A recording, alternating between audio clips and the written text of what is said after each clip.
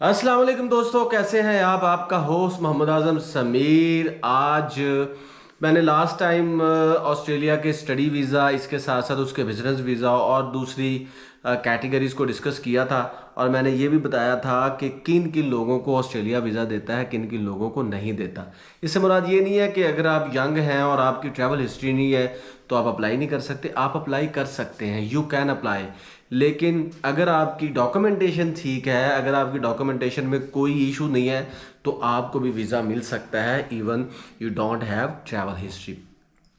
तो प्यारे भाइयों, आज मैं बात करूंगा ऑस्ट्रेलिया के फैमिली रीयूनिफिकेशन वीज़ा की। देखिए दोस्तों, ये कैटेगरी कोई आम नहीं है और ये कैटेगरी बहुत से लोग हैं जो जानते भी नहीं है, बट इट एग्जिस्टेड। बहुत से लोग हैं जो सिर्फ एज ए टूरिस्ट वीज़ा पे जाते हैं और अपनी फैमिली पार्टनर्स को, अपने स्पाउस को मिलाते हैं, लेकिन इसकी एक सब क्लास कैटेगरी भी है।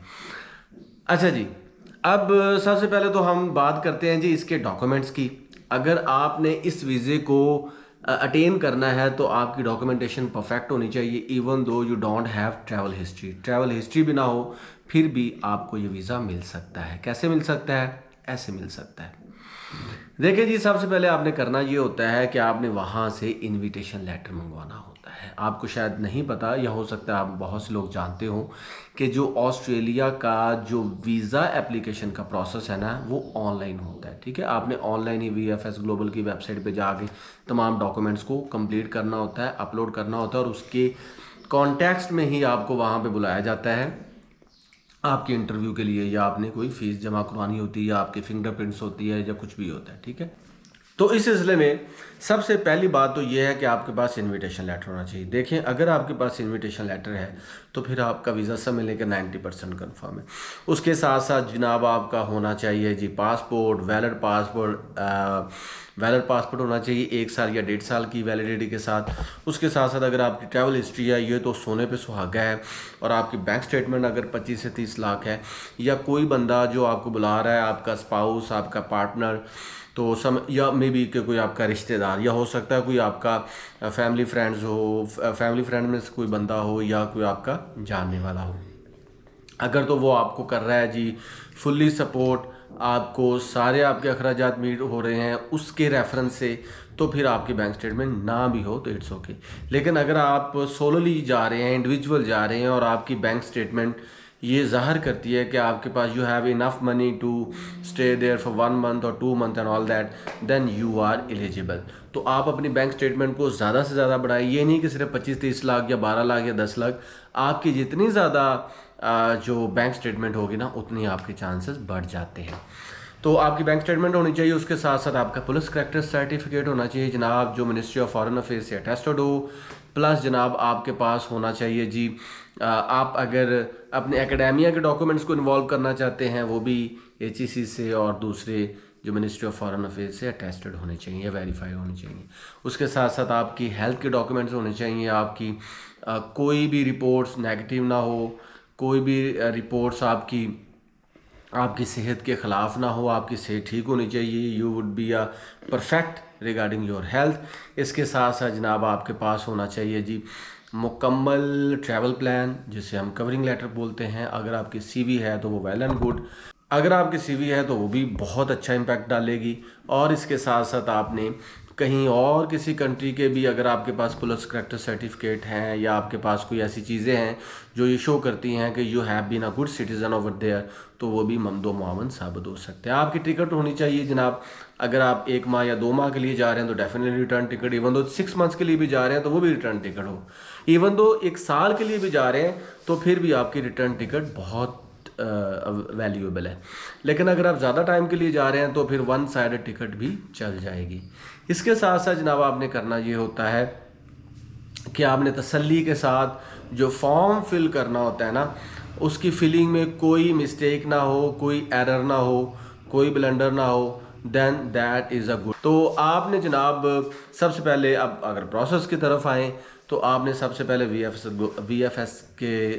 VFS ग्लोबल के या जेरी के ऑफिस की वेबसाइट पे जाके आपने तमाम डॉक्यूमेंट्स को अपडेट करना होता है, अपलोड करना होता है। प्लस आपने तमाम चीज़ों को सही अजबर याद करके लिखना होता है। और जो बंदा आपको वहाँ से बुला रहा है, वहाँ से इनविटेशन भेज रहा है, आपने उसका पता, उसका एड्रेस सही राइट डाउन करना है। आपके नाम के स्पेलिंग बिल्कुल परफेक्ट हो, उसमें कमी ना हो, गलती ना हो, तो किसी चीज़ किसी किस्म की कोई गलती का शाइबा ना हो।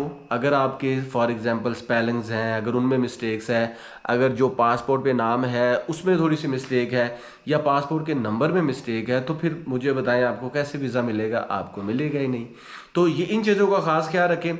जब आपने वो अपना फॉर्म फिल कर लेना है, उसको अच्छे से पढ़ना है, देखना है, तो उस पर अगेन जो बंदा आपको बुला रहा है उसका कॉन्टैक्ट इन्फॉर्मेशन जो है ना वो सही पुट करनी है।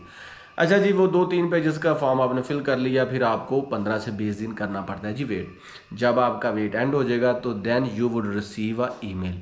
अब वो उस रिसीव्ड ईमेल को भी आपने प्रिंट करना होता है, इस फॉर्म का भी प्रिंट करना होता है, अपने सिग्नेचर और अपने तमाम डॉक्यूमेंट्स की कॉपीज़ इसके साथ लगानी होती है। एक फ़ाइल बनानी, बल्कि 2 फाइल्स बना लो यार।